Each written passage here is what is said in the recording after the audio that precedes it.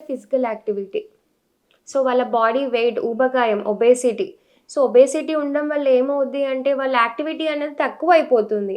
So, activity తక్కువైనప్పుడు ఏమవుతుంది, BMI అంటే మనకి బాడీ మాస్ ఇండెక్స్ అంటాం గదా! సో, ఒక పర్సన్‌కి బాడీ మాస్ ఇండెక్స్ అన్నది 20-25 వరకే ఉండాలి.